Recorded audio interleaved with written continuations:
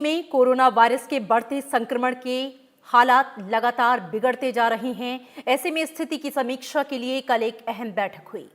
ये बैठक केंद्रीय गृह मंत्री अमित शाह ने बुलाई थी। इस बैठक में कई राजनीतिक दलों के नेता शामिल हुए। इस दौरान दिल्ली में मौजूदा स्थिति से प्रभावी ढंग से निपटने को लेकर उठाए जाने वाले कदमों पर चर्चा हुई। सभी दलों की तरफ से कोरोना की रोकथाम के लिए एक साथ मिलकर काम करने पर सहमति जताई गई।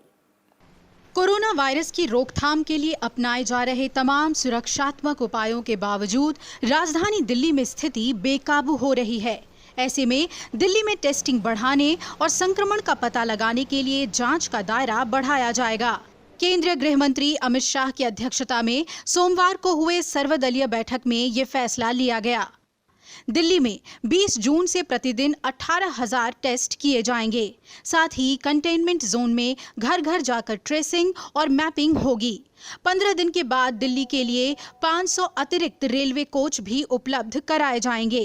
इसके बाद दिल्ली में कोरोना से संक्रमित मरीजों के लिए दिल्ली सरकार, केंद्र सरकार और रेल कोचों को मिलाकर 37,000 बेड की व्यवस्था करेगी।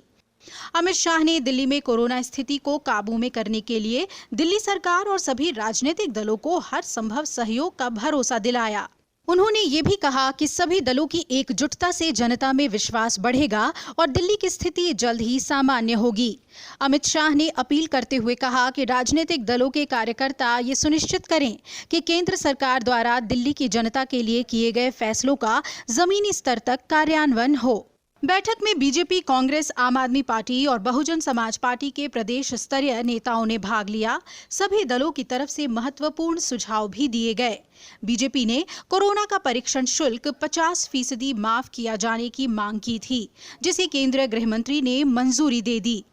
भारतीय जनता पार्टी की पहले से ही जो बात थी कि इस कोरोना संकट को अच्छी तरह हैंडल किया जाए, बेड्स की संख्या बढ़ाई जाए, कोविड के जो पेशेंट हैं जिनकी टेस्टिंग होती है वो टेस्टिंग ज़्यादा से ज़्यादा हो, ये बात उन्होंने भी कहा है कि हम ज़्यादा से ज़्यादा कराएंगे।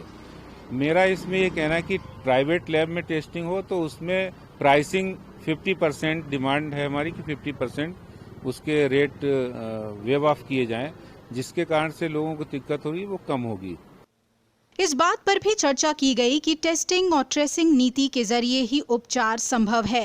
केंद्रीय गृह मंत्री ने आश्वासन दिया कि नई ट्रेसिंग पॉलिसी के तहत सभी को टेस्टिंग का अधिकार होगा। बैठक में कोरोना वॉरियर्स के परिजनों के लिए मुआवजा देने की मांग भी उठाई गई।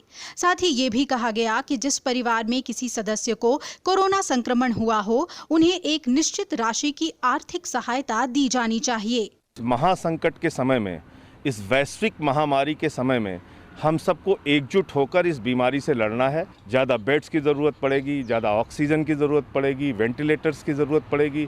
इस बीमारी को हराने के लिए हर वो इंतजाम जो इस संक्रमण से लड़ने के लिए पूरी दुनिया में हो रहा है, भारत को उसकी पूरी तैयारी करनी चाहिए।